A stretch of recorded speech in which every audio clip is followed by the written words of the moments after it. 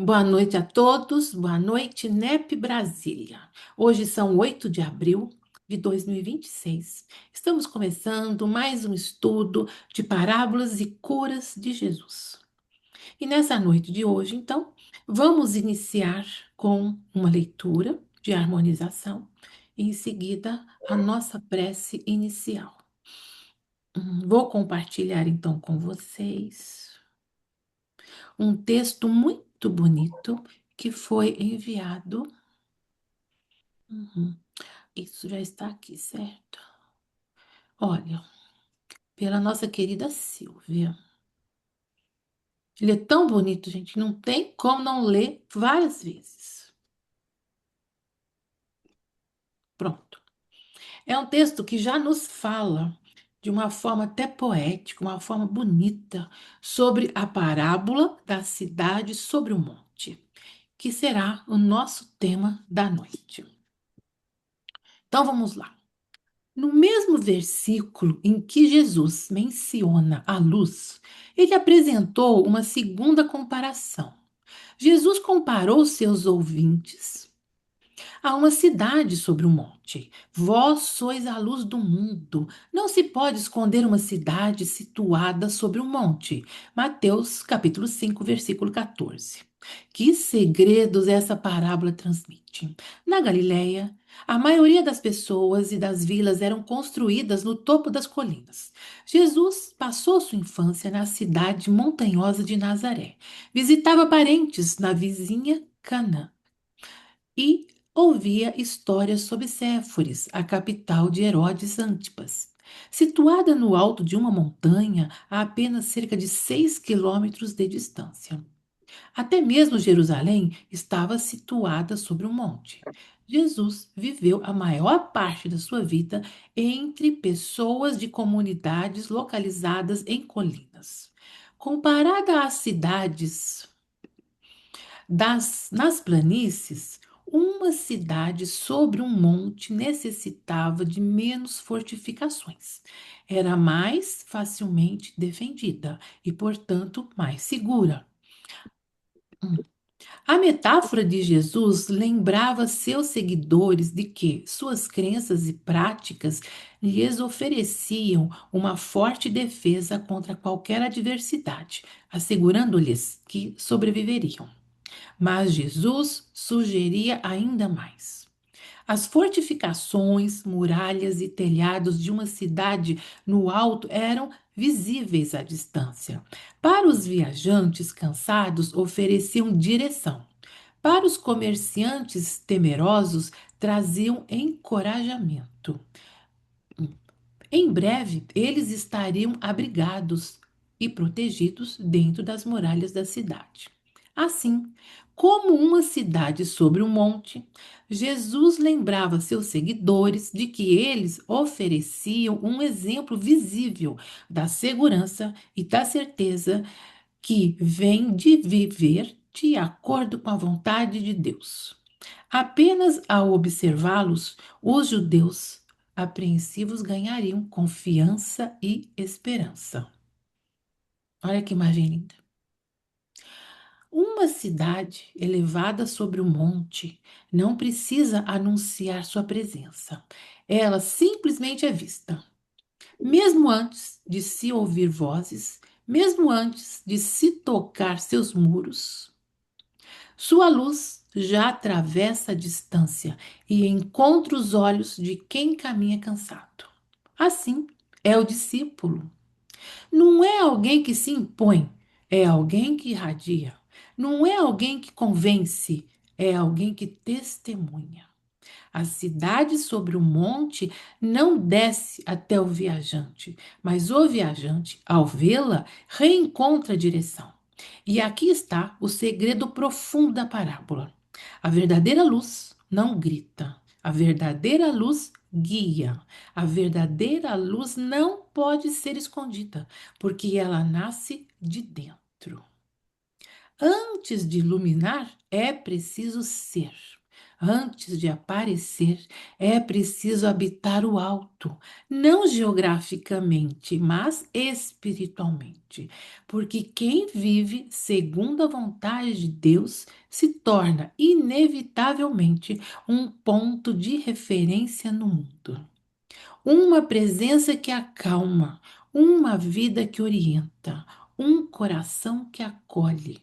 E talvez Jesus estivesse dizendo com delicadeza: se vocês viverem isso, não precisarão dizer quem são. O mundo verá. Linda, Mateus 14. Vós sois a luz do mundo, não se pode esconder uma cidade edificada sobre um monte. Nossa, magnífico texto, belíssimo.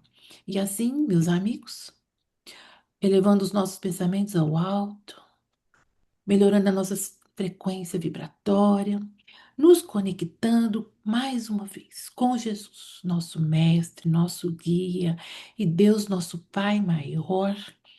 Estamos aqui, Senhor, reunidos mais uma vez em Seu nome, para sermos, Senhor, Seus servos, para podermos, Senhor, através de Seus ensinamentos, podermos sedimentá-los, podermos vivenciá-los, podermos, Senhor, ser Seus servos, ser uma luz que brilha neste mundo, para que possamos, Senhor, de alguma forma ajudar o nosso próximo que tanto necessita. Que esses estudos possam ser verdadeiras sementes de amor, de compaixão, de fé e de esperança nos corações daqueles que aqui estão e que mais tarde também assistirão os nossos estudos. Que assim seja, que sejamos iluminados pela espiritualidade maior que já nos acompanha, que está aqui presente. Graças a Deus. Boa noite a todos que acabaram de entrar durante a leitura inicial. Eu li aquele texto que está postado no nosso WhatsApp. Ah, sim. Boa noite, Silvio, Denise, minha xará, Cristiane, quem mais? Nisca, Alberta. Acho que eu tenho que colocar você, não é, João? Hum, Como co-anfitrião. Sim, por favor, para eu Pronto, poder tá feito. compartilhar. Seu pedido é uma ordem, meu amigo. Para com isso.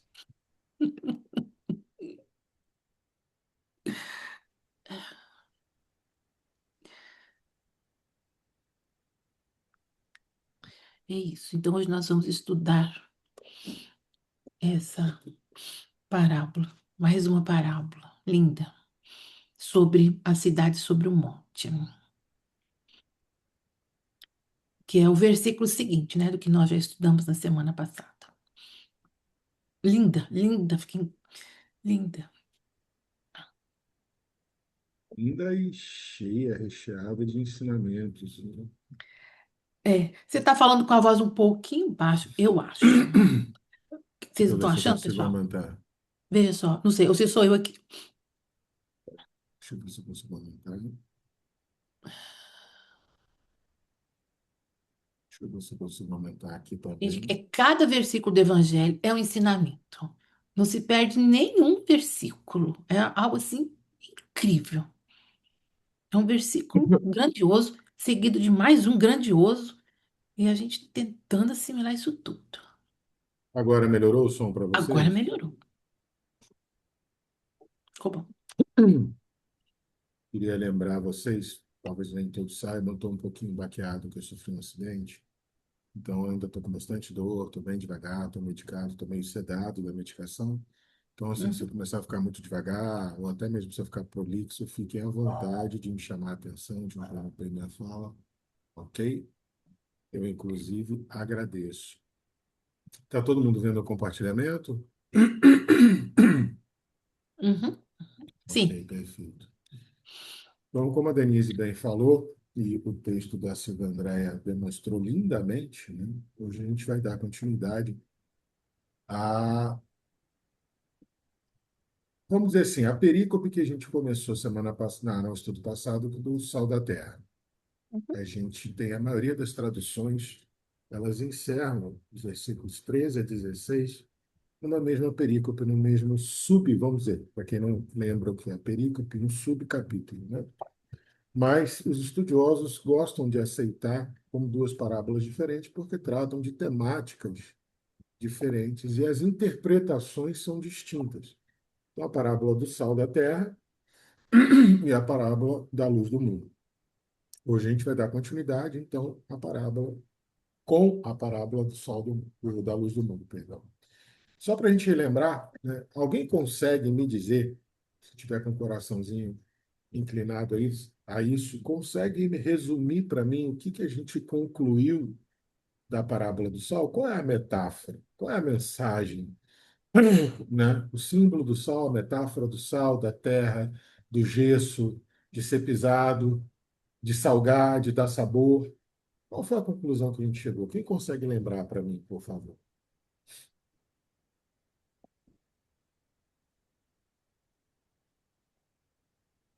Ninguém lembra? Não, vamos aí, pessoal. Tá fácil, ele já deu todas as dicas, né? Meu Posso falar um Ricardo, que eu lembro? pode? Pode, por favor, deve, por favor. Então, no Sal da Terra, o sal era uma aliança, né, dos religiosos com Deus. E o sal, ele não se mistura, ele não aceita outros, ele não se mistura, ele é sempre puro. Então, nós temos que ser sempre que nem o sal mesmo, né?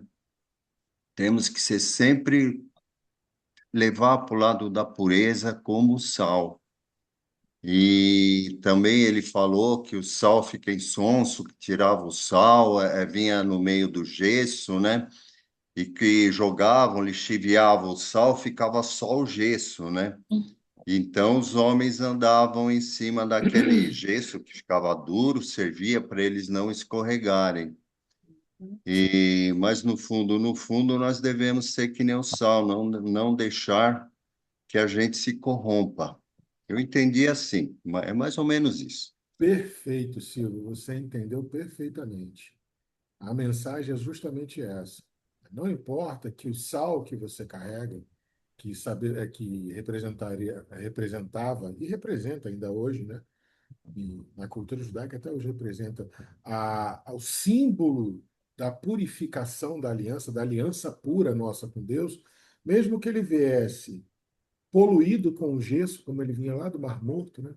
Depois de lavado, e lá em Magdala, onde isso acontecia, para a salga do peixe, ficava o cloreto de sódio, que é o sal puro, e o gesso era jogado para pavimentação, para evitar que se escorregasse.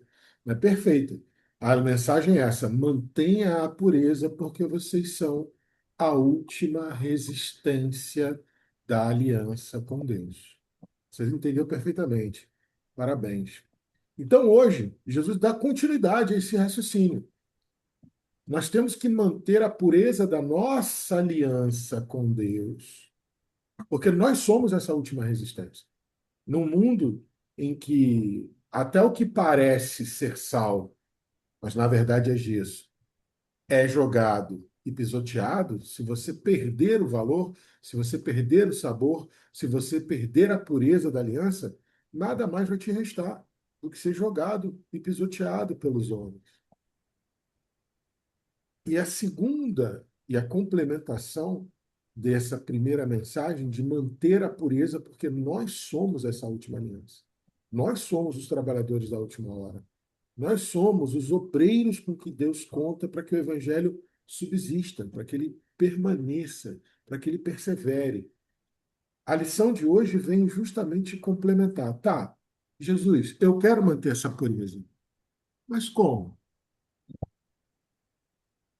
A lição de hoje é Jesus nos respondendo: como manter essa pureza? Como manter-se sal, puro, limpo e sobrevivente da aliança com Deus? E aí ele começa no versículo 14 dizendo, começando a explicar o como. Vocês são a luz do mundo. Não se pode esconder uma cidade situada sobre um monte. Olha que barato. Do mesmo jeito, e a mesma palavra usada na tradução no original grego para vocês são o sal do mundo, ele usa de novo, imeis este. Vocês já são, igual ele fala para a gente. Não adianta vocês negarem. Vocês que estão aqui me ouvindo, você que já teve contato com o Evangelho, sua mente não pode mais voltar ao estado anterior. Melanie Klein, psicanalista, ela dizia que a partir do momento que você acessa uma verdade, você é sempre expulso de alguma forma de paraíso, mas de uma forma satírica, como se os paraísos fossem locais de zona de conforto, como se a ignorância fosse lenitiva, como se a ignorância te anestesiasse das verdades necessárias do mundo. Então, se você já teve contato com o Evangelho, você não tem como voltar atrás. Você já é sal da terra. E agora Jesus complementa: você já é sal do mundo. Vocês mesmos, mais ninguém. E é muito legal que essa conjunção no grego antigo, o grego falado na época de Jesus, quer dizer assim: você mesmo, você mesmo. É como se Jesus está falando assim: você que está me ouvindo, você mesmo é a luz do mundo. Traduzido para uma linguagem nossa. A luz, a luz. E por que que ele usa a metáfora da luz? Né? Porque a luz ela sempre simboliza, né, desde o início do escopo bíblico, né, qual é a primeira fala, né? Fiat lux, faça-se a luz. A primeira grande obra, a primeira grande, né, o início da grande narrativa, Fiat lux, faça-se a luz. A luz representa a presença da inteligência suprema, causa primária de todas as coisas. A presença de Deus no que ele é e não em quem ele é. Fos, do grego, usado como tradução para luz, luz, usado para tradução como fos, né, do grego originário fos, ela simboliza na narrativa bíblica a presença onipotente, onipresente, onisciente, totalmente justa, soberanamente justa e boa de Deus. E principalmente para a cultura judaica, essa presença dessa luz que simboliza a inteligência suprema, a causa primária de todas as coisas, a presença dela significa automaticamente de que as trevas estão dissipadas.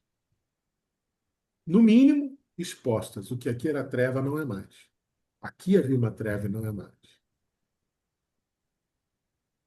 Ou seja, se Jesus está falando, nós somos luz do mundo, que algumas traduções ainda debatem se é a luz do mundo ou se é luz no mundo. Existe esse debate acadêmico, mas seja qual for a tradução correta, seja qual for o sentido correto das escrituras, o que Jesus está falando é: você já é a presença,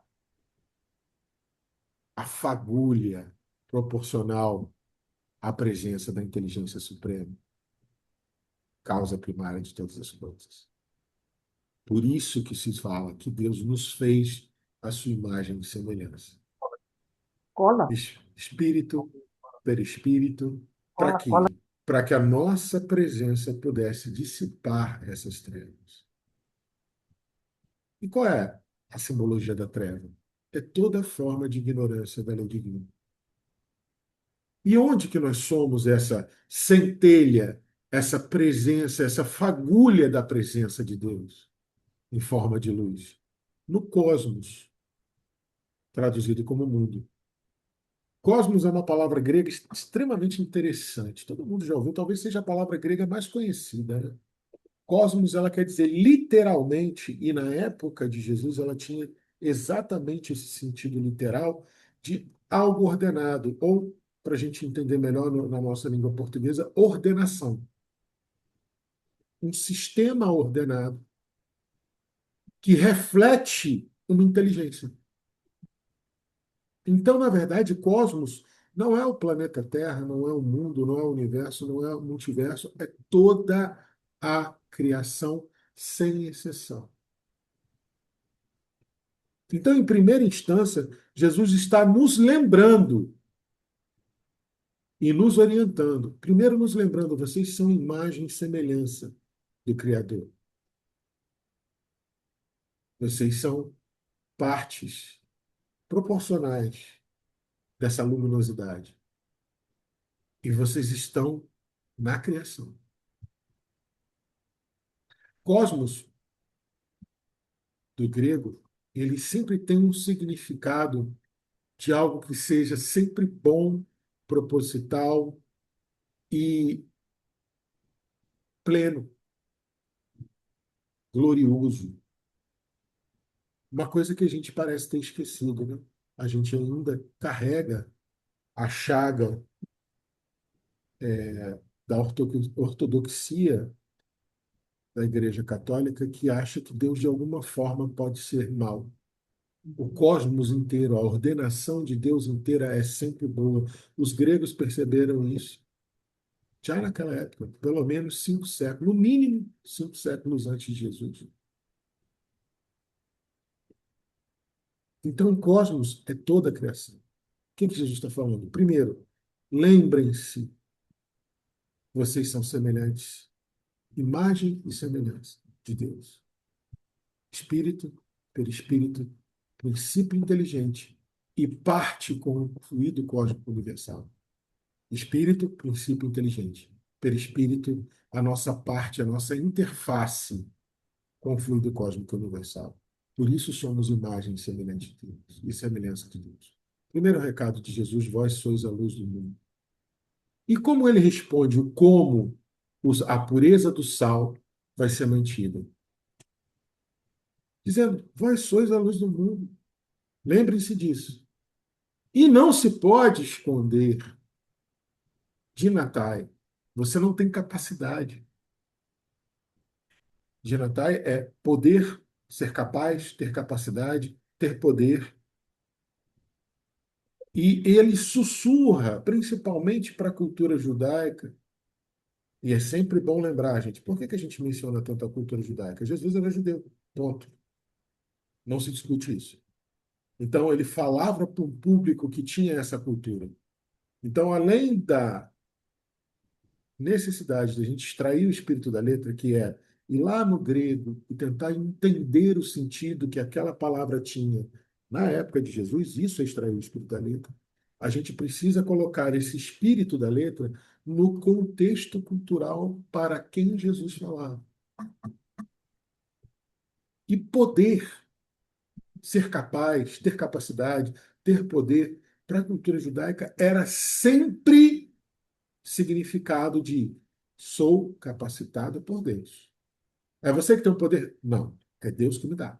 Exemplo, Davi, quando chega e ouve no campo de batalha para levar alimento para os exércitos e para os seus irmãos, chega e vê Golias mangando, zoando Javé, o Deus dos judeus.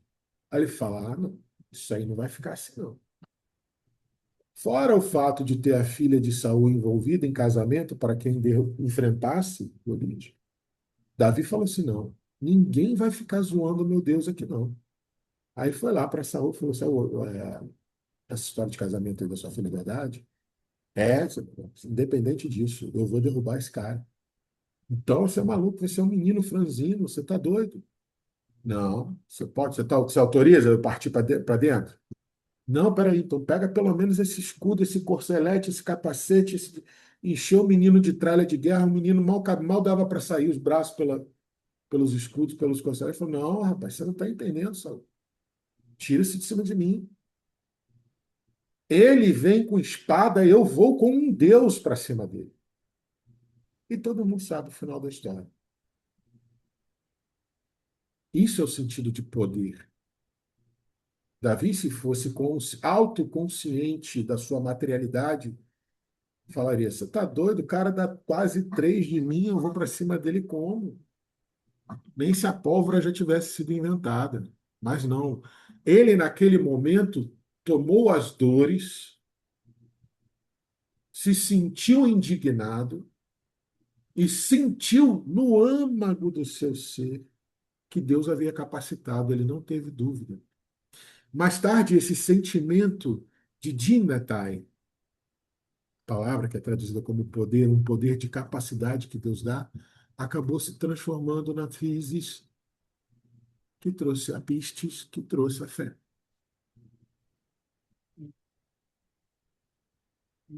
Mas a ideia central aqui é: você não adianta, não há o que você possa fazer que você possa manter kribenai, né? Manter ocultado, manter escondido.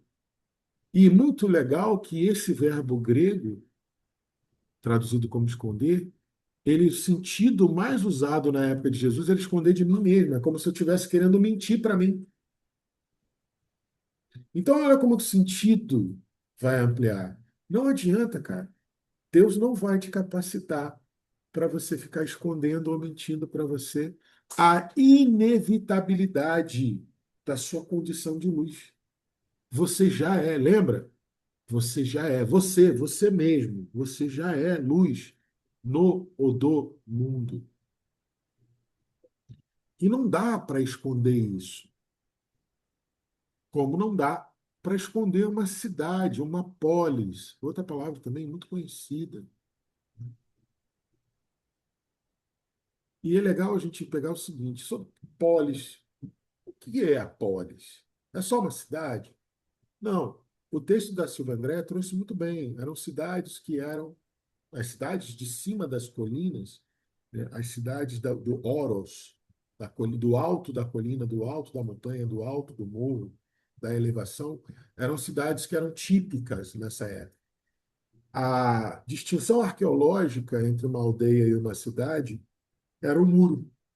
Os muros, né? Os fundos de agulha, aquelas portinholas menorzinhas que só abriam na noite para passar o camelo e o comerciante, por isso passaram o camelo no fundo de uma agulha, mas eram muradas e fortificadas.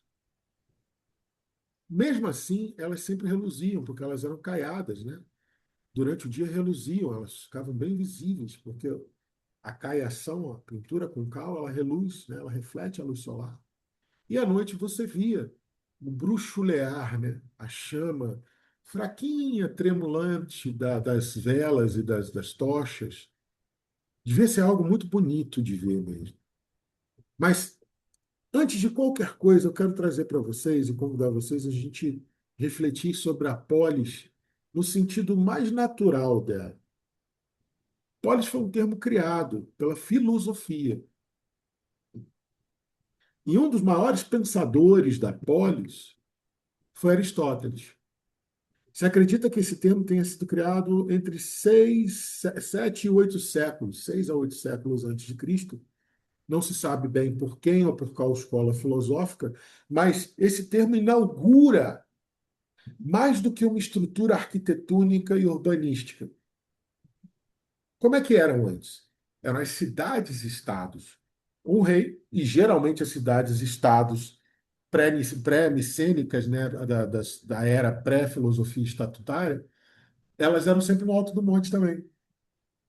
Por quê? Para se manter fortificada, difícil invadir.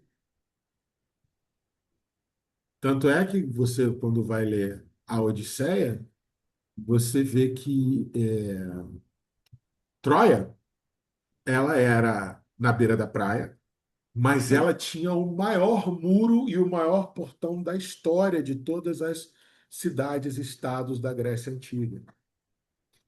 Para por quê? Para elevar, ela não tinha uma elevação geográfica, apesar dela ser incrustada na pedra. Ela não era elevada, mas ela era protegida por pedras. Mas era muito comum as cidades-estados dos grandes reis da antiguidade, os reis tirânicos, colocarem as suas cidades-estado no alto da montanha. E o que acontecia? Ali quem mandava era o rei ou a moira. A moira era o destino, era como os gregos antigos entendiam destino, né? Ou a vontade dos deuses. Qual era a diferença destino e vontade dos deuses? O destino ele era manejado por três entidades que eram semideusas. Não vou lembrar o nome delas aqui agora, mas cada uma tinha sua função. Mas o martelo final era dos deuses e o primeiro comando era do rei. Então, quem habitava as cidades-estados era um vassalo. até que um dia se pensou a polis. Muitos dizem que foi Platão, outros não concordam com isso, que Platão só revisou o sentido de polis, criando a ideia de república. Mas a polis era um lugar onde você não era um vassalo, você era um cidadão, você era um polizei, ou politikon, mais usado, um politikon. Então, nas nossas reencarnações da Grécia Antiga, todos nós já fomos politikons. Então, a gente não pode criticar os politikons de hoje. Nós já fomos. Mas por quê? Porque o rei ficava no seu castelo, na sua moradia. Mas a vida política, política vem de polis, a vida da cidadania acontecia nas ágoras, nas praças públicas. E aí todo cidadão ganhou o direito de debater a logion, ou logion, a sua lógica, as suas ideias, os seus argumentos, livremente nas praças. E se debatia. As decisões eram tomadas pela lógica, não mais pela tirania. Isso, segundo Aristóteles, foi, e é chamado filosoficamente esse momento histórico como o advento da polis. Aristóteles diz isso, principalmente no livro Ética. Não, mentira, não é Ética que ele fala. Agora fugiu.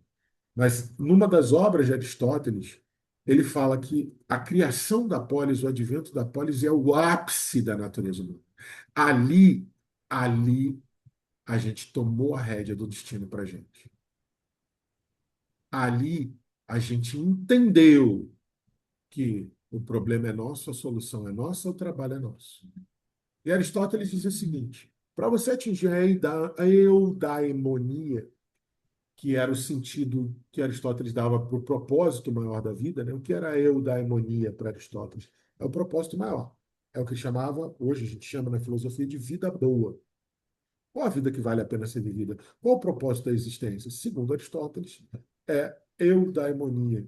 E Aristóteles falava, existe a vida meramente biológica, que é comer, dormir, se reproduzir, fazer suas necessidades. Essa vida, ela deve ser restrita a oikos, a casa. Preste bem atenção, porque você vai ouvir essa palavra de novo hoje. Oikos.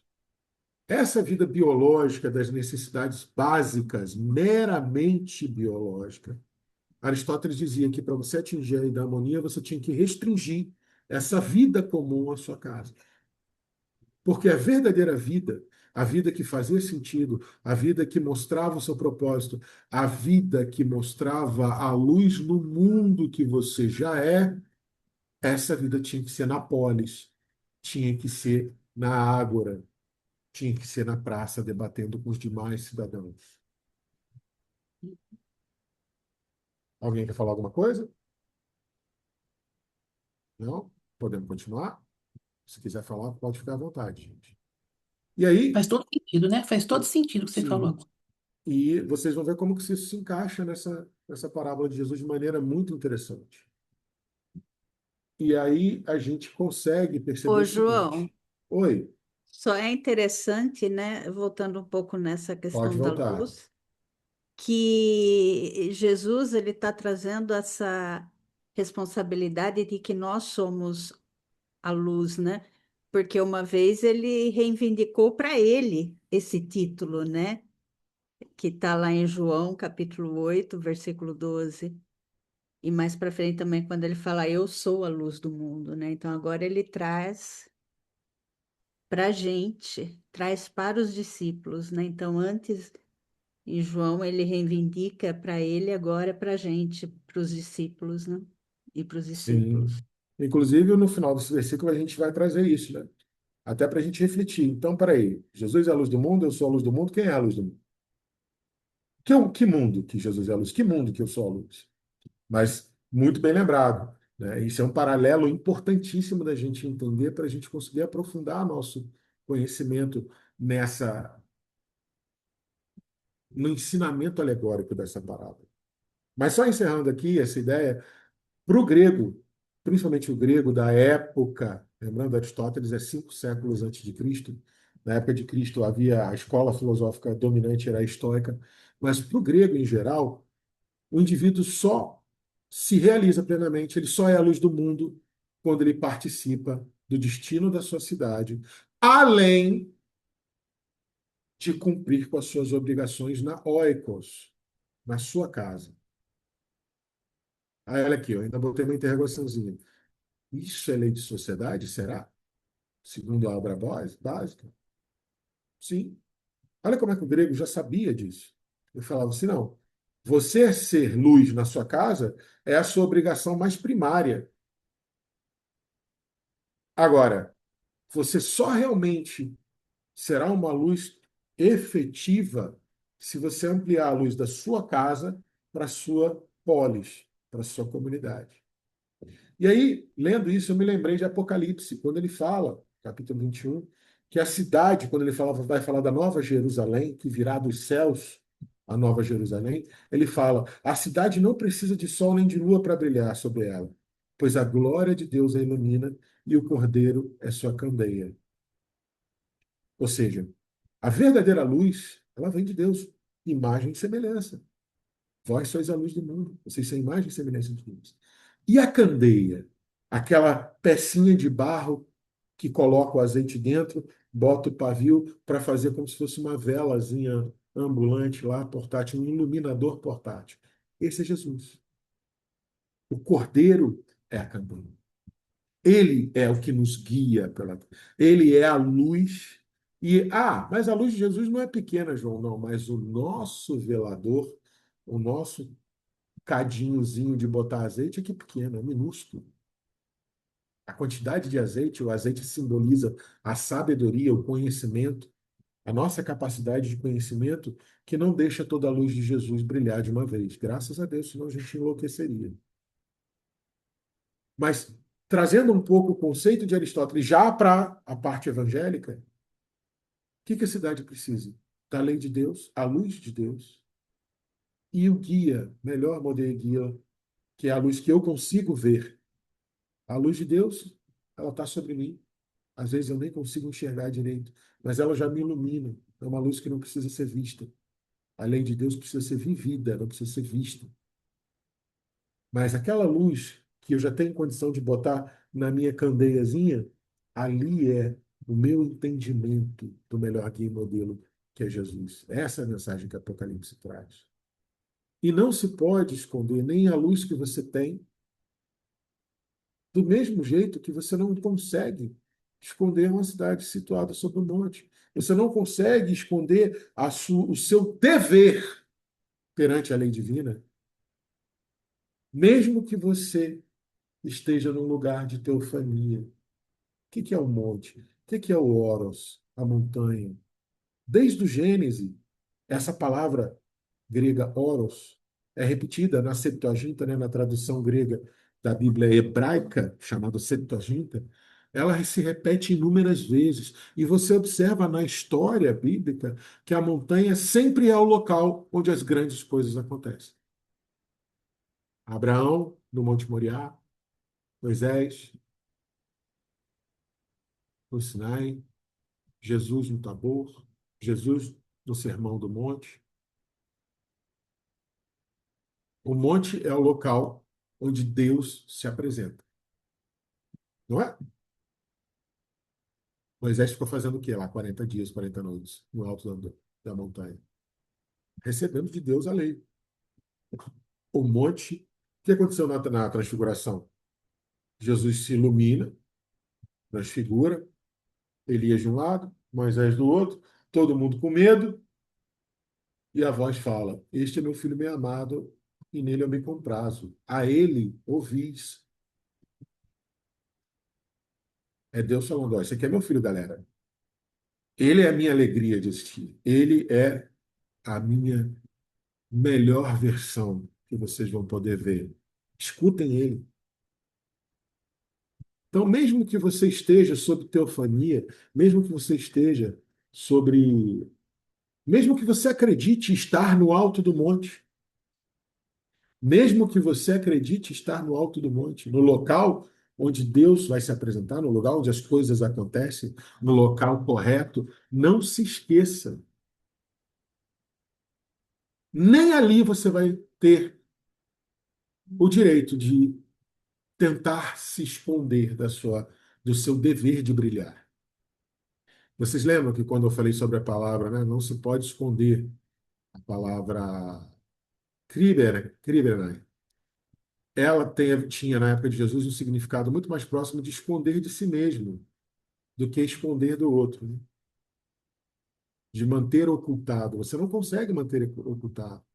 Então, mesmo que você esteja no alto do monte, que é o local onde as coisas acontecem, como aconteceu para Pedro, Tiago e João, nem ali se esqueça que você tem o dever de brilhar, porque você já brilha. Tome posse, empodere-se disso. Na transfiguração, o que Pedro, Tiago e João fizeram? Principalmente Pedro. Ficou com medo, tentou ser afetado. Muito bom que vocês três estejam aqui. Deixa eu construir uma barraca, um tabernáculo para cada um. Um tabernáculo, um sukkot, né? Uma barraquinha para cada um, para vocês ficarem eternamente com a gente. Tentou se afetar, querendo mostrar que não estava com medo, mas estava apavorado com aquilo. Tanto que a nuvem, quando a nuvem toma lugar, simbolizando Shekinah, né, a presença de Deus, quando ia o tabernáculo no êxodo pelo deserto, esses 40 anos no deserto, e uma fumaça na frente, o Shekinah, a presença de Deus. Quando o Shekinah chega ali no Tabor, Pedro, aí ele admite, não, agora lascou, agora vamos todo mundo morrer. Aí bota a cara no chão, com muito medo. Ele esqueceu que ele era luz. É sobre isso que essa parábola fala. Principalmente quando você estiver na presença milagrosa, luminosa da caridade e da misericórdia divina, aí mesmo, nesse momento, é que você não pode esquecer que você é a imagem e semelhança de Deus. Porque aí você fica como Davi, insuperável. Independente de Davi ter matado Golias, a gente sabe que era o necessário para a época, mas acima da interpretação de ter derrotado um irmão, um outro ser vivente, acima disso está o exemplo de não ter tido a menor dúvida. Ele ter automaticamente assumido a posição de eu estou capacitado por Deus, de poder. É sobre isso. Empodere-se do fato de você ser imagem e semelhança de Deus.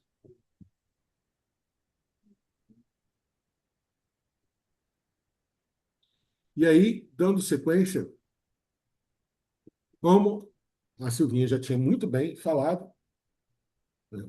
Jesus, lá no Evangelho de João, ele fala, se eu não me engano, assim, logo após o evento com a mulher adúltera, quando ele fala, mulher, onde estão aqueles que te condenaram? Não sei, Senhor. Então, pouco eu te condeno, vá e não peques mais. Logo depois ele fala, eu sou a luz do mundo. Logo depois ele ter feito aquele grandíssimo feito, porque antropologicamente, culturalmente e socialmente, o que Jesus fez com a mulher adúltera foi de uma, e eu vou usar esse termo sem receio, é de uma brutalidade social imensa que ele colocou todo mundo no chinelo. Ele conseguiu humilhar e colocar para refletir, lógica, tá, gente? Humilhar no bom sentido, de se colocar no lugar, refletir-se sobre a sua insensatez. E fazer desistir de um apedrejamento que era a coisa mais fatídica e menos reversível.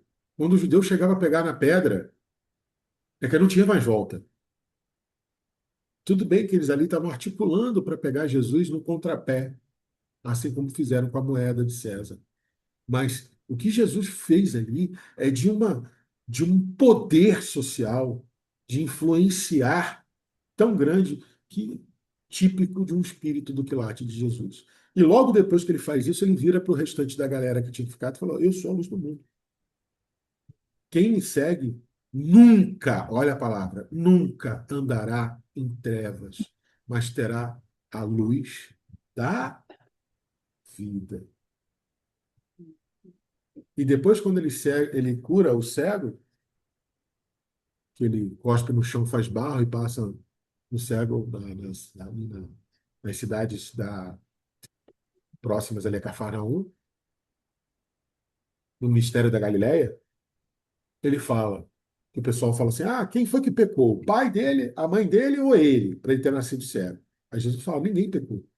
A cegueira dele é para que a glória do Pai se reflita, para mostrar. Todos nós carregamos as nossas expiações até o dia que o perdão definitivo é estabelecido. E ali Jesus tomou a autoridade para perdoar. Só o Messias, só o Filho de Deus teria condições e autoridade para desfazer uma moléstia orgânica de nascença. E aí Jesus fala: enquanto é dia, precisamos realizar a obra daquele que me enviou. Enquanto é dia, eu preciso ensinar para vocês a lei de Deus. Enquanto é dia, a gente precisa exercer essa luz que me faz semelhante a Deus. Porque a noite se aproxima. Daqui a pouco eles vão me pregar numa cruz. E aí a gente não vai poder trabalhar tanto. Quando vocês estiverem tristes com a minha partida, ninguém vai querer trabalhar. Mas enquanto eu estou no mundo, eu sou a luz do mundo. E antes de eu perguntar para vocês, e parar um pouquinho para a gente falar sobre que luz, que mundo, qual é a de Jesus, qual é a nossa, eu queria só falar para vocês que Isaías, né, antes de Jesus ter falado, vós sois a luz do mundo, e é impossível você tentar encobrir uma cidade sobre um monte, sobre uma colina, Isaías já tinha profetizado isso. Essa fala de Jesus é um paralelo tipológico. O que a gente fala aqui nas ciências das religiões? É uma confirmação no Novo Testamento de algo do Velho Testamento. A gente chama isso de harmonia tipológica ou tipologia harmônica. Vocês vão ver por várias traduções.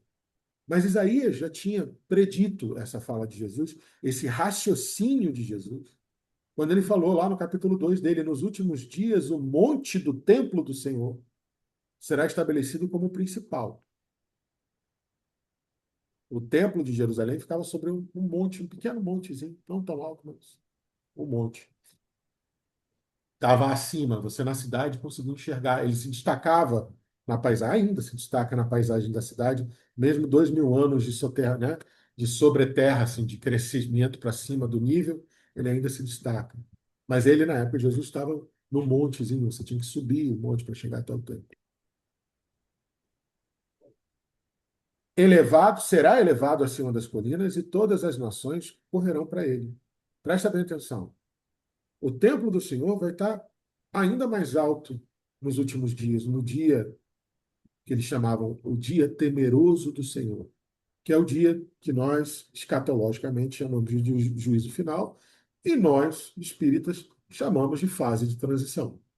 Não existe um dia, a não ser que você queira adotar o que Pedro fala nas suas epístolas, né? Para Deus, um dia são 1000 anos. E 1000 anos são só um dia para Deus. Se você quiser adotar, aí é um dia. Mas para nós, que somos espíritos, a gente precisa entender que esse dia temeroso do Senhor, os últimos dias, são os últimos milênios, antes da gente adentrar no mundo de regeneração, cumprir a fase de transição. Então, nesse dia, nesse período, Isaías fala que o monte do templo que representa a casa de Deus, que representa onde Deus habita, será elevado acima das colinas, e todas as nações correrão para ele. Virão muitos povos e dirão: venham, subamos ao monte do Senhor, ao templo do Deus de Jacó, para que ele nos ensine os seus caminhos, e assim nos ensine os seus caminhos, e assim andemos em suas veredas. Presta atenção nisso aqui, ó, para que ele ensine os seus caminhos, e assim andemos em suas veredas. Pois a lei sairá de Sião. Sião é o monte Sião, que representa toda a história do povo hebreu. De Jerusalém virá a palavra do Senhor. Ele julgará entre as nações e resolverá, ó, e resolverá contendas de muitos povos. Alguém identificou alguma relação com o nosso tempo atual? A necessidade do evangelho para nosso tempo histórico atual? A necessidade da gente brilhar a nossa luz enquanto imagem e semelhança de Deus para o mundo em que a gente está vivendo hoje? Vocês conseguiram identificar, sim ou não? Eles farão de suas espadas arados e de suas lanças farão foices. Uma nação não mais pegará em armas para atacar outra nação. Elas jamais tornarão a preparar-se para a guerra. Venha, ó descendência de Jacó, andemos na luz do Senhor. Eu não sei vocês, mas para mim, essa perícope de Isaías nunca fez tanto sentido, porque é exatamente isso contra o que a nossa luz deve combater o bom combate. É exatamente sobre isso. O nosso momento histórico, a nossa hora do dia nessa transição planetária é exatamente sobre isso. Que a nossa luz incentive a não se pegar mais em espadas, mas se criar arados, a se lançar fora as lanças e pegar foices para plantar, para colher, e principalmente que nenhuma nação se sinta autorizada a atacar outra nação, enquanto a nossa luz brilhar. Vou dar uma paradinha rápida aqui, até porque se a gente passar para outro versículo, a gente perde muita coisa daqui. Mas eu queria que vocês já falassem comigo. Até agora, comentários, complementações, dúvidas. Uhum. Sim. Um ponto interessante, João, para a gente também colocar aqui e você comentar, é que a gente às vezes não percebe a grande luz que nós temos dentro de nós. Sim. É isso? Ah, eu preciso ser humilde, então não tem nem luz. E isso, na Uhum. verdade, não é bem assim. Nós temos uma luz imensa dentro de nós e a gente precisa fazê-la brilhar, né? Emmanuel nos fala que precisamos ser como uma lâmpada, não é? Em que transparente, que permita que a luz interna realmente se espalhe e se brilhe, e brilhe. Brilhe a vossa luz. Por outro lado, queria que você comentasse. Nós não podemos usar essa luz para nos envaidecer, para acharmos que somos melhor do que os outros, De jeito sabe? nenhum. Essa luz, ela não foi feita para nós, ela foi feita para o outro. Essa é a Amém. questão importante. Por isso que você colocou a cidade. Ela não é Sim. para ficar dentro, ela é para ir para fora. Ela não é para que a gente nos orgulhe ou alimente a nossa vaidade, mas que ela seja testemunha e guia para os outros, assim como a cidade do alto é, né? Sim. Que orienta e que guia, mas não para alimentar o nosso ego e a nossa vaidade. Por isso que a palavra no grego escrita e escolhida para representar não se pode.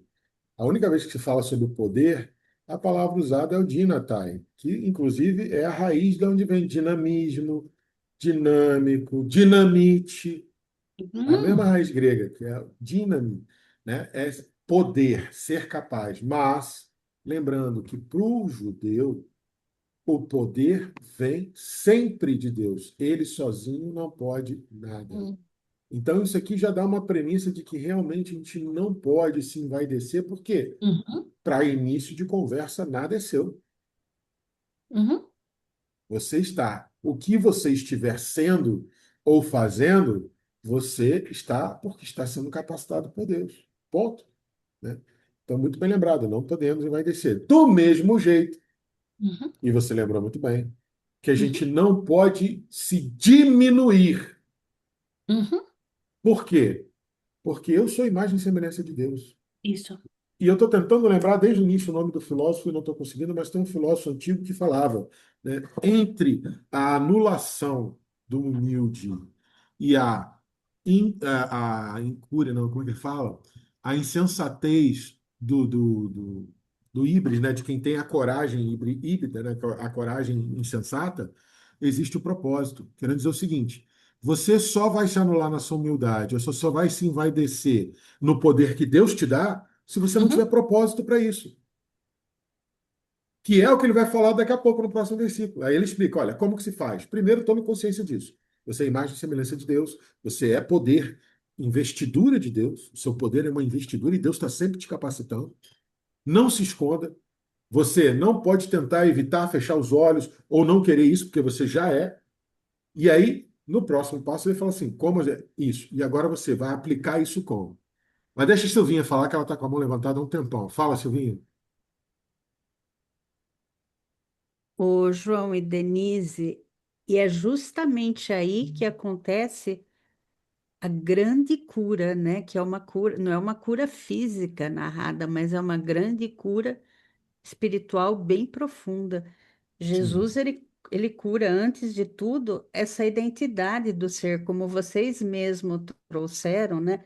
Ele tira do homem essa sensação de insignificância e o reposiciona como alguém com propósito e com influência no mundo. Então, aí vem uma cura imensa, né? É a cura interior.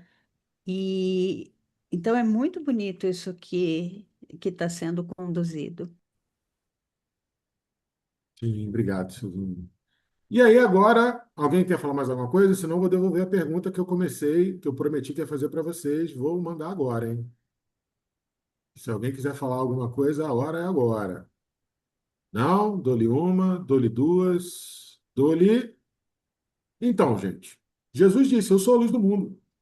E ele disse: você é a luz do mundo. Que luz? Que mundo? Eu queria que alguém abrisse o microfone e falasse do fundo do seu coração. Qual é a grande diferença entre a luz de Jesus e a minha e o mundo a que Jesus se refere ser a luz e o mundo que ele diz que eu sou a luz? Tem diferença? Porque ele falou, eu sou a luz do mundo. Aí em Mateus ele fala, você é a luz do mundo. Como assim? Quem é a luz do mundo afinal? Quem pode tentar me responder isso?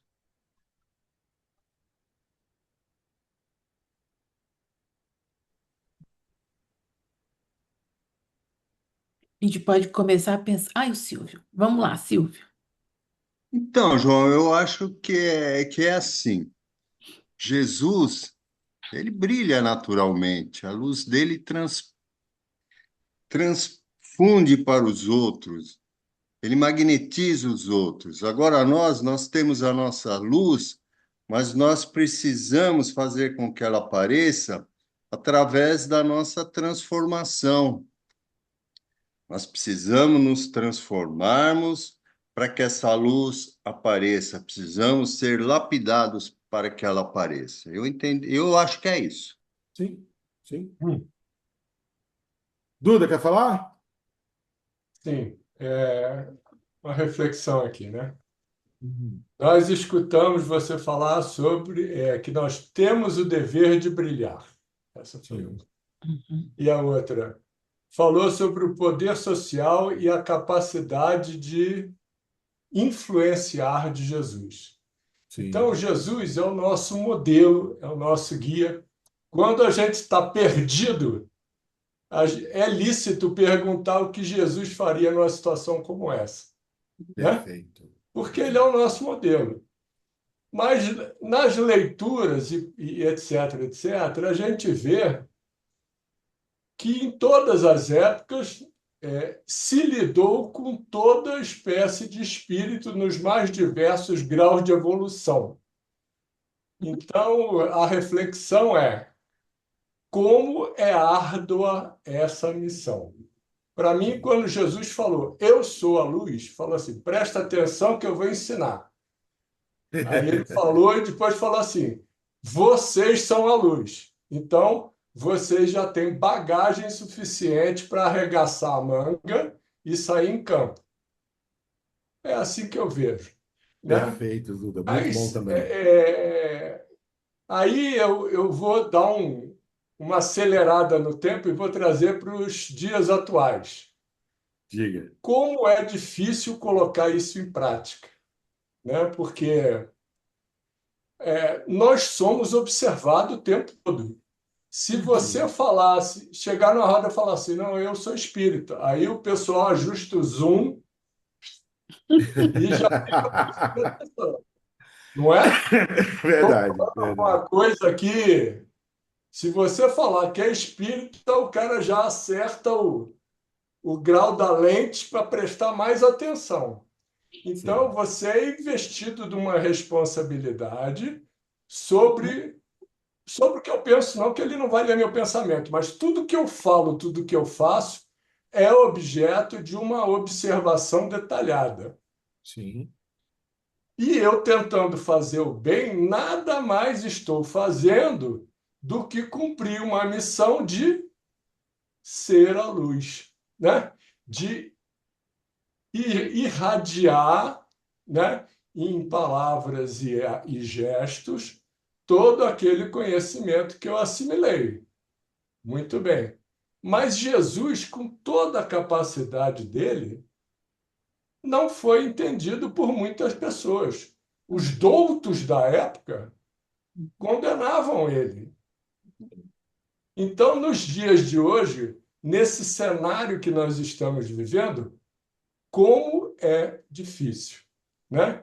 Então, vamos dizer que você tem uma obra social ou uma atividade e você, por uma razão ou por outra, você quer falar sobre aquilo. Você precisa de mais voluntários, você quer motivar, você quer, enfim, várias razões para você tocar no assunto. Por muitos você não vai ser bem compreendido, né? Então, quando você começa a raciocinar com a questão da humildade, isso que a Denise falou, esse limite é muito tênue. Porque onde é que está o limite para mim? Na minha consciência.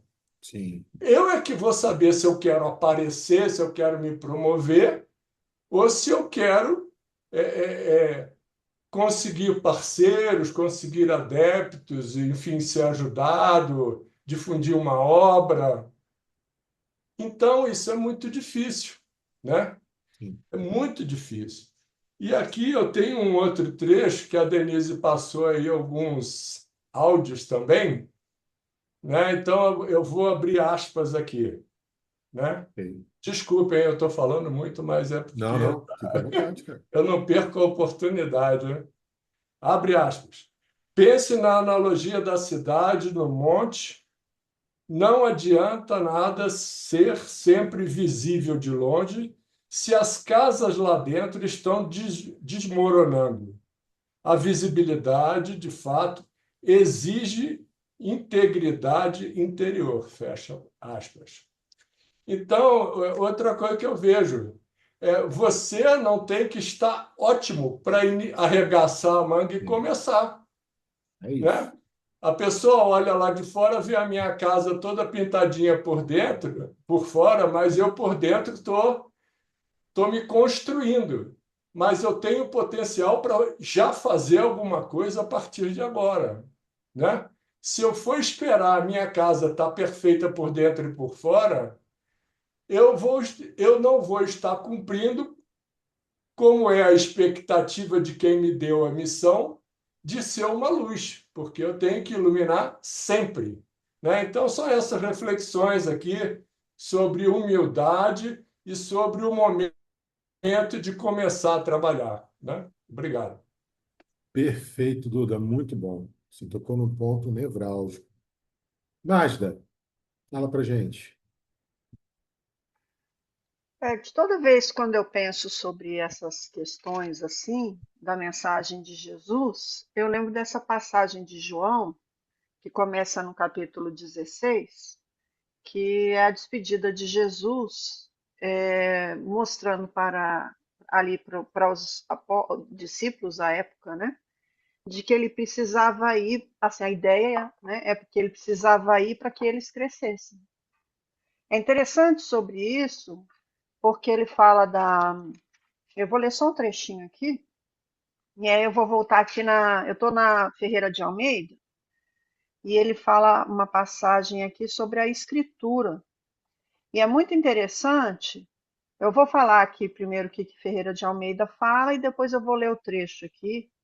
Nas escrituras é usada com frequência a ideia de dar à luz, para designar os sofrimentos que precedem o início de algo muito importante, sobretudo do novo tempo inaugurado pelo Messias.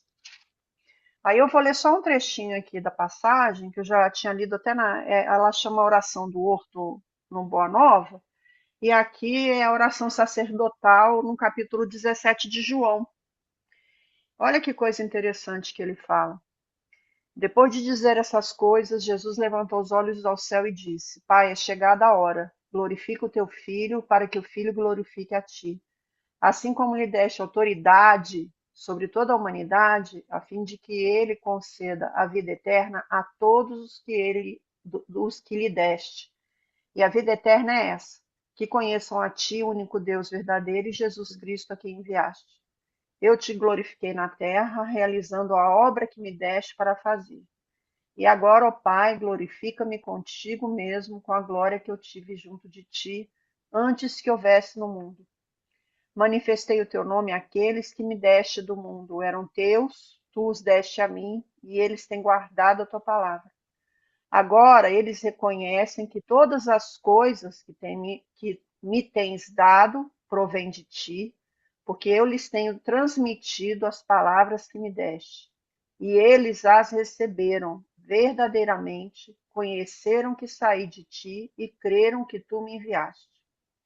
É por eles que eu peço, não pelo mundo, mas por aqueles que me deste, porque são teus. Todas as minhas coisas são tuas e as tuas coisas são minhas. E neles eu sou glorificado. Aí vem a parte. Já não estou no mundo, mas eles continuam no mundo enquanto eu vou para junto de ti. Pai Santo, guarda-os em teu nome para que me deste, para que eles sejam um, assim como nós somos um. Quando eu estava com eles, guardava-os no teu nome que me deste. Eu os protegi e nenhum deles se perdeu, exceto o filho da perdição, para que se cumprisse a escritura. Mas agora vou para junto de ti, e isso falo no mundo, para que eles tenham a minha alegria completa em si mesmos. Eu lhes tenho dado a tua palavra, e o mundo os odiou, porque eles não são do mundo, como também eu não sou. Não peço que os tires do mundo, mas que os guardes do mal. Eles não são do mundo, como também eu não sou. Santifica-os na verdade, a tua palavra é a verdade. Assim como tu me enviaste ao mundo, também eu os enviei ao mundo, e a favor deles eu me santifico, para que eles também sejam santificados na verdade. Então, tem uma questão aqui. Então, aqui eu fico muito pensativa sempre nessas passagens de João, quando Jesus ele entende que o crescimento de cada um de nós, especialmente nessa luz, precisa que ele vá para que a gente cresça, né? E que essa luz em nós se faça presente por assim na autoconfiança, da fé, da perseverança e do caminhar. A gente estava falando no estudo do Alcione que a gente está falando, na verdade, de Joana de Ângeles, mas essa questão da gente entender dessa luz, que é o amor que está em nós pelo progresso e no nosso caminhar. A luz é o nosso caminhar. A luz é o nosso progresso, porque sem ele não existe o amor.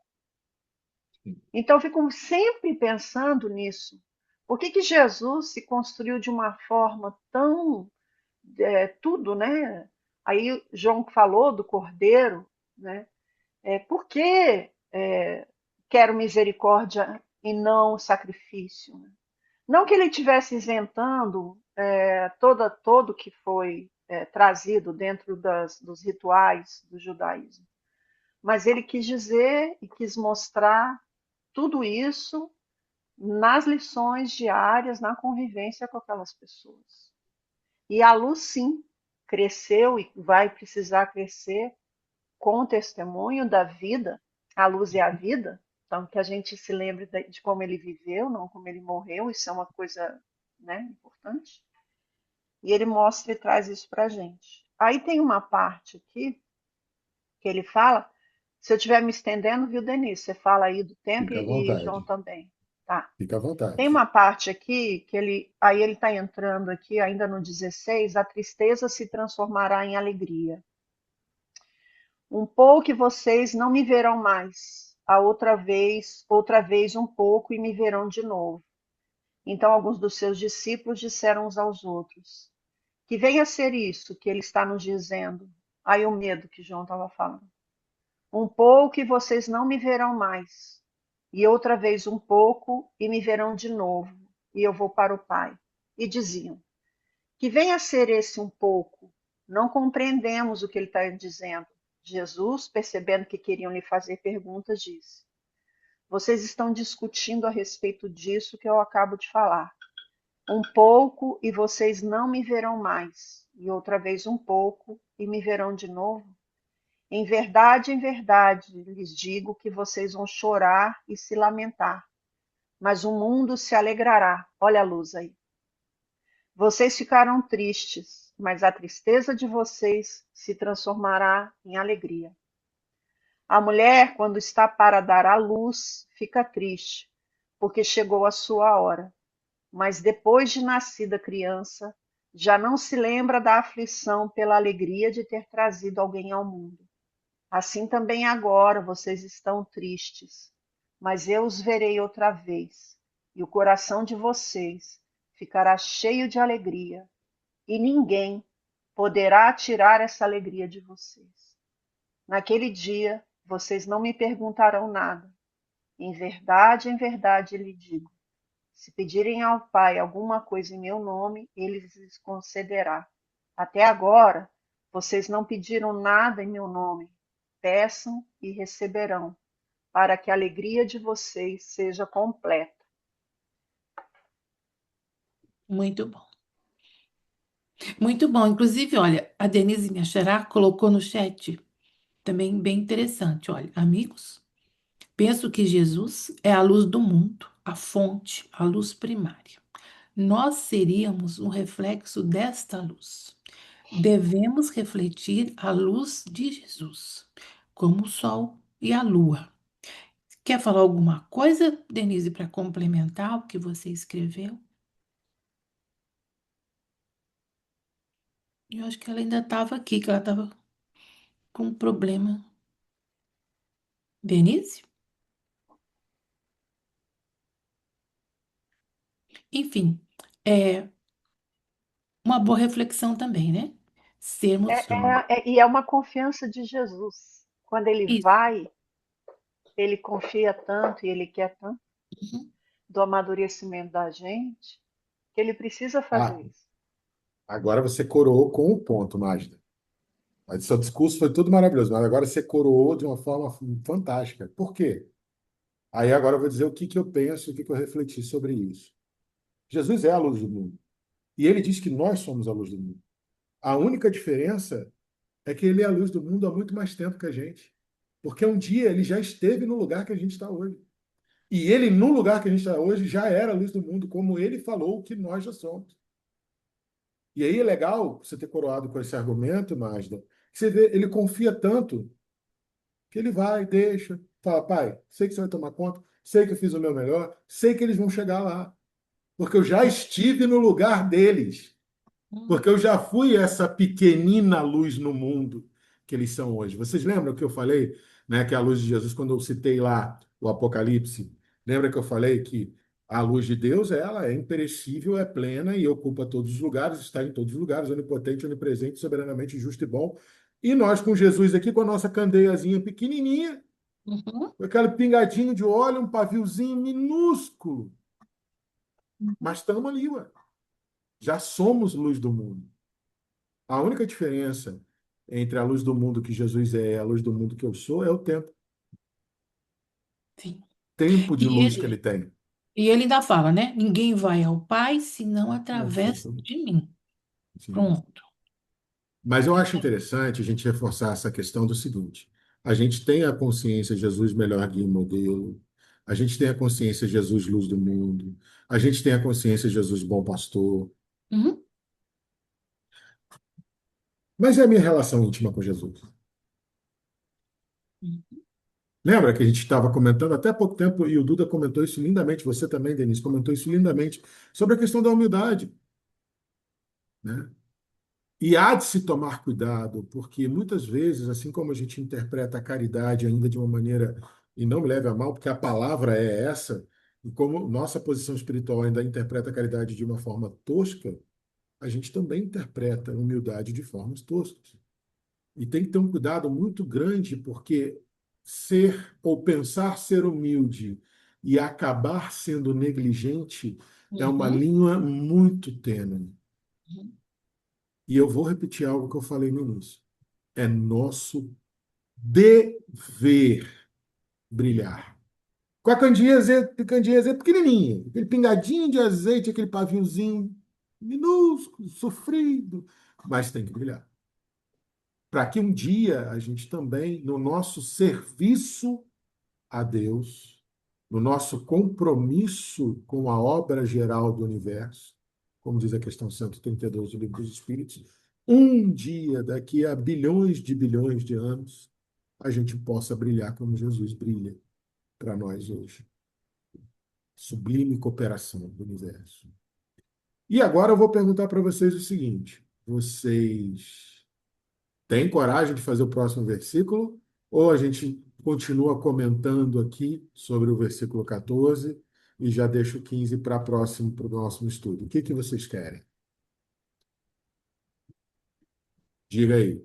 Ó, vou passar o tamanho dele, hein? Hum. Não, a gente acho que pode deixar o próximo versículo para o próximo encontro. Eu acho que ele é até um pouquinho, Ele é a análise grande. dele é mais comprida, né? Ainda, Mas, diga, hum, Denise. ainda com relação à luz do mundo, a gente ainda pode fazer o link com o mandamento maior, né, João? Sim, pode. É isso? Amar a Deus sobre todas as coisas, Amar- ao próximo como ti mesmo, né?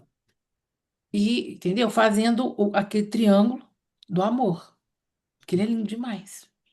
Hum, Tá? Então, e eu acho que tem uma conexão tão forte quando a gente fala de Fiat Lux na Gênesis, Hum, e depois a gente, em João, ele volta a falar sobre essa questão de Jesus que vai. Eu acho que esses links assim que são trazidos para a gente, uhum, e a gente faz esse fechamento, né, dessa.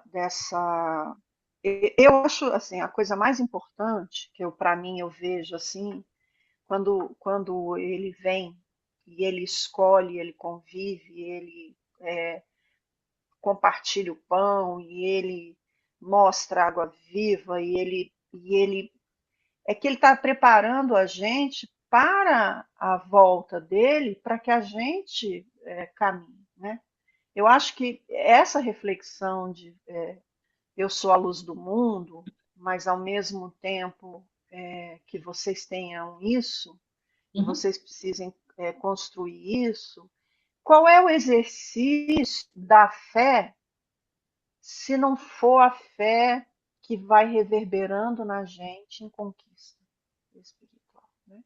Porque se a gente sempre tiver a presença, por exemplo, eu fico imaginando um adulto ajudando, o pai ajudando o filho a andar de bicicleta e ele está lá com a rodinha e o pai está sempre segurando. Uma hora o pai vai falar assim: não, agora você dá conta, vamos tirar a rodinha e você vai, e eu estou aqui por perto te observando. Né? Esse é o crescimento, esse é o amor. O amor isso. é: agora eu estou aqui te acompanhando, Olha, mas você cresce nas tuas olha, experiências de vida. Né? Sim. Inclusive nos tombos. Uhum. Outro link bacana que a gente pode estudar até mais é quando Jesus aparece para os discípulos, né, ressuscitado, em que eles estavam tristes, né, sem rumo, sem saber o que iam fazer, porque Cristo havia, né, estava morto, e eles não tinham o que fazer, estavam com medo das perseguições, não é? Aí Jesus aparece e fala, né, ide e pregai. Então, Sim, sim, entendeu? Então, nesse momento, né, os discípulos se despertam e tomam rumo, direcionam, né, o que eles vão fazer, porque eles ficaram muito tristes, perdidos, né, sem a presença, né, física de Jesus. Mas Jesus aparece e redireciona a missão deles. Pronto, Mas eles voltam. e por que será que eles amadureceram tanto? E por que será que eles difundiram tanto o a mensagem evangélica, se Uhum, não por aí? Por isso que sim. Jesus precisou para poder isso acontecer? Esse é o processo, né? mesmo. Soltar o menino e E tirar a rodinha da bicicleta e deixar o Uhum, menino ir. pronto. Eu exatamente. estou aqui, mas você que precisa Vocês são a seguir. luz. Vocês são a luz do mundo, são o sal da terra e de pregar. Completa tudo. E aí você lembra, né? Pedro vacila e afunda nas Uhum, águas, e dali a uhum, pouco a sombra dele, as pessoas se colocam, né? Depois que Jesus volta. Sim, Olha a sim, confiança. a confiança. sim, sim. A E, sombra de e Pedro eram, curava. eram ainda, claro, ainda eram, ainda, né? A gente estuda Paulo, né, João? Olha aquilo, Paulo como vaso escolhido, Sim. luz do mundo, né? Total. Cada um. Uhum, Paulo foi uma senhora luz no mundo, diga-se de passagem.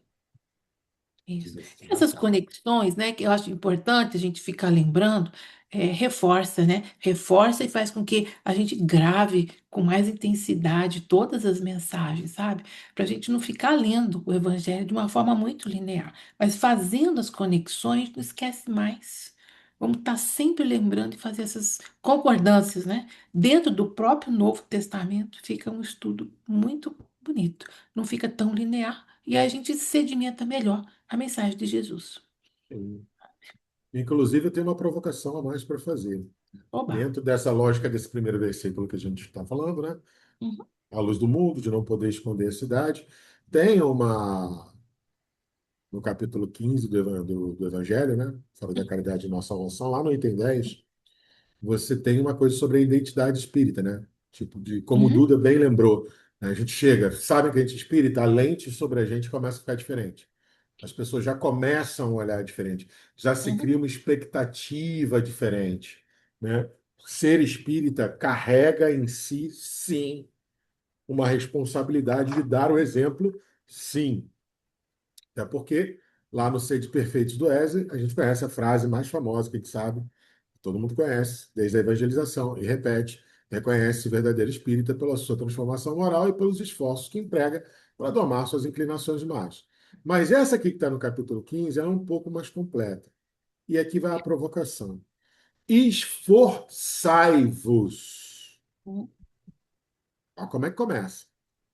Esforçai-vos, pois, para que os vossos irmãos, observando-vos, sejam uhum, induzidos a reconhecer que verdadeiro espírita e verdadeiro cristão são uma só e a mesma coisa. Vou repetir. Esforçai-vos, pois, para que os vossos irmãos, observando-vos, sejam induzidos a reconhecer que o verdadeiro espírita e o verdadeiro cristão são uma só e a mesma coisa, dado que todos quantos praticam a caridade são discípulos de Jesus, sem embargo da seita que pertencem. Ou seja, não importa qual a cor da sua luz, brilhe. E de uhum. preferência, né, brilhe de forma que todos vejam e se sintam à vontade para brilhar também. Que aí eu acho que é o melhor desdobramento dessa ideia. Não tema brilhar, não se furte o direito e o dever de brilhar, não importa qual a cor que você vai brilhar. Brilhe, mas brilhe pensando: deixe o meu irmão tão à vontade quanto para brilhar também. E aí eu jogo essa para vocês. O que vocês querem complementar de raciocínio sobre isso? Caiu bem daquela na retórica, na argumentação do Duda. Por isso que Uhum. me lembrou disso. O Duda falando me lembrou muito disso aqui. Só, vamos dizer, ratificando o que eu falei, né? Hum, Nós temos que ter coerência, né? E noção da nossa responsabilidade isso aí. em todos os detalhes. Quando a gente recebe alguém na nossa casa espírita, quando tem gente que vai na nossa casa espírita, ele nunca foi em lugar nenhum, nunca leu nada. Sim, Aquele gesto, aquela palavra que você disser, vai dar a ele uma impressão geral sobre o que é espiritismo. E ele sim. vai sair dali falando maravilhas ou coisas horríveis. Então nós não podemos nos distrair em momento nenhum, porque nós estamos sendo observados no detalhe. É isso que eu falei. Isso. Perfeito. E É isso. complementando, né, Duda? Precisamos ser exemplo. É o que está lá, observando-vos. Isso aí. Isso, Observando, do vos. Não me precisa falar. esforçar. Você não precisa abrir a boca. É o seu exemplo de vida. Observando-vos. Isso que é importante. E aí você, de alguma forma, as pessoas vão se sentir atraídas pela sua própria luz. E a gente vai dessa forma ajudando os outros. Sim. Isso, Temos ó, o mensagem no Silvio chat aí. comentou. É, pregue o evangelho todo o tempo. Se necessário, use palavras. Se necessário, use as palavras. Muito bom. Uhum. Tinha uma letra de uma música também, da Marcinha, muito bonita. Mas é isso mesmo. Se necessário, use palavras. Uhum. Essa questão Essa é de boa. palavras também é um outro tema interessante, né? Que até o silêncio é uma forma, né, de a gente ajudar as pessoas e também de man, pregar a palavra também, ajudar o outro, ouvindo, na escutatória. Se necessário, use as palavras. Muito bonito também. Acho que nós podemos continuar, então, o outro versículo no próximo encontro, né? Como é que nós vamos fazer? Pode, né, João? Para Por mim, podemos sim, depois com a gente certeza. abre e procura mais outros textos, né? Vamos continuar ainda Mas você É até sabe que eu bom. acho que outro grande desafio, além de cada qual as suas obras, Ah, eu acho que a Duda estava falando aí, né, da gente como exemplo, mas e a nossa dificuldade também de uhum, prestar atenção quando na luz do outro e não no, sabe aquela coisa da trave do argueiro? Mas também tem Sim. isso, sabe? Eu acho. Eu acho que a gente tem uma tendência de apontar muito e se prestar muito atenção hum, naquilo que ainda o outro não alcançou, ao invés de também hum, olhar, porque a construção da fé é muito na construção da fé em mim, mas na fé no outro também, né? Eu acho que essa corrente do bem aí, de se fazer e de se construir, eu estava falando da lei do progresso, né, do amor que a gente vai se construindo, acho que passa por isso aí também, sabe? uhum, Das nossas exigências, das nossas críticas. uhum, Aí como é que faz para a luz do mundo ter um processo de expansão, né? uhum. Se não assim. Aí, então, você Concordo. já citou a questão de julgamento, né? Você fica observando o outro e julga. Olha só, você já está, não é isso? A luz que vai e Pois é, desce, eu aí, tenho mais luz que o outro, aí entendeu? se Tem a tudo pessoa tiver isso. fragilizada, a luzinha vai, ó. É isso, é bem complexo. Uhum, mas é isso. É autoanálise mesmo, né? Reforma íntima. Ah, excelente, pessoal. Então, nós vamos continuar nossos estudos, né? Vamos continuar procurando mais textos para engrandecer mais. os nossos estudos e continuar, né? Daqui a 15 dias, mas vamos postando o que a gente achar. Se alguém quiser também postar algum estudo, algo interessante, quiser também fazerem perguntas, coloquem no chat lá do WhatsApp e vamos Ou continuar. podem fazer, inclusive, não precisa nem colocar no chat, se ficar desconfortável de qualquer forma, podem perguntar no privado, fiquem à vontade. Pode, pode. Acho legal ter essa troca no chat porque Sim. enriquece o estudo, a gente traz mais material para ser debatido. Mas Uhum. fiquem à vontade. Se quiserem perguntar em termos Pode. também privados, fiquem à vontade. Pode procurar a gente no privado, qualquer um de nós aqui, né? Eu, o João e a Silvia, tá? Estamos sempre à disposição. Sempre prontos para. Falou em estudar, né, João? Falou É em com aprender. nós. É com nós. É com nós. Excelente.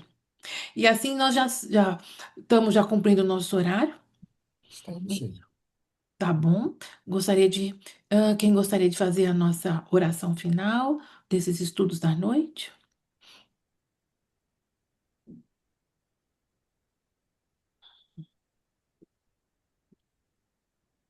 Eu faço. Ó, eu ia chamar o Legal. Duda, porque o Duda vai ficar ausente algumas semanas.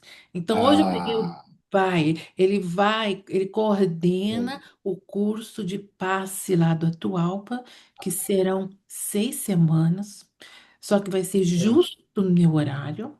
E aí, hoje eu peguei o Duda de jeito para, sim, aproveitá-lo ao máximo, antes da irradiação e agora, tá? Porque a sua presença é importante para nós, sentiremos muito a sua falta, Duda. E a gente só libera ele porque é Mas, curso de passe. Porque Senão a é gente não curso de liberava. passe, porque Senão não senão liberava. não liberava. E você continua estudando, por mas favor. vou estar acompanhando pelo YouTube. Tá bom, tá certo. Vamos lá. Obrigada. Deus, nosso Pai, amado Mestre Jesus, queridos mentores espirituais, agradecemos por essa oportunidade de estarmos presentes nessa noite, nesse belíssimo estudo. Agradecemos por todo o conhecimento, por todas as reflexões, por todas as provocações. Esperamos que esse conhecimento possa ser traduzido em prática para cada um de nós, que nós possamos ser capazes de cada vez mais fazer brilhar e brilhar a nossa luz, chegar a todos os que nos cercam, chegar a todos aqueles que estão necessitados, que estão precisando de acolhimento, de carinho, de entendimento, de uma palavra amiga e carinhosa. Agradecemos por tudo isso e eu quero aproveitar a oportunidade para irradiar as nossas melhores energias para todos os chefes de nações, para todas as pessoas que estão investidas de autoridade, que também possam ser tocadas dos seus corações e mentes, para que a gente possa ter um mundo melhor, mais digno e mais fraterno. São os meus pedidos, os meus agradecimentos que eu faço, dando graças a Deus e dando graças a Jesus. Que assim seja. Muito obrigada a todos por mais esse estudo e vamos seguindo juntos, né, nessa jornada. Amém. Excelente. Isso, já vamos aqui suspender a gravação. Cadê? Pausa, interromper. Pronto.